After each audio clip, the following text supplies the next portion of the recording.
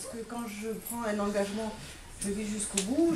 On a invité Madame Champion, qui est la conseillère générale, pour un peu faire le parallèle entre le mandat de conseillère générale et puis le fait d'être déléguée des élèves au niveau scolaire.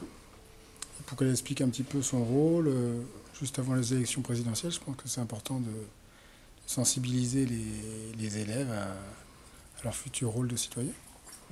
Nous avons donc regardé un petit peu, déjà tapé autisme, ce que ça voulait dire. C'était donc un trouble du comportement et du langage.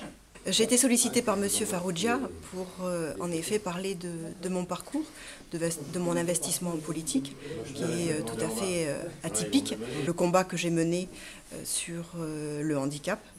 Et grâce à cet investissement en milieu associatif, le choix de m'investir en politique pour aider les personnes en situation de handicap et les familles justement à éviter toutes ces difficultés et essayer de leur ouvrir des portes qui leur étaient fermées jusque-là.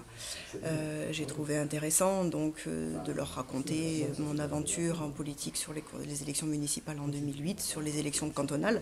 Pourquoi, en tant que suppléante de Jean-Pierre Ablin, j'ai été parachutée conseillère générale et ensuite des élections de 2011, comment je suis arrivée à la vice-présidence du Conseil général. Voilà.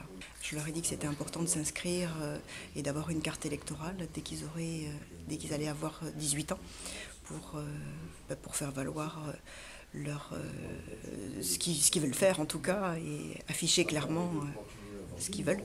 Je suis conseillère municipale à Châtellerault, donc je reçois des indemnités de la mairie de Châtellerault pour vous donner une enveloppe parce que je suis quelqu'un qui suis très transparente et il n'y a pas de tabou. J'ai à peu près 460 € en tant que conseillère municipale donc à Châtellerault. Et je touche des indemnités au niveau du département.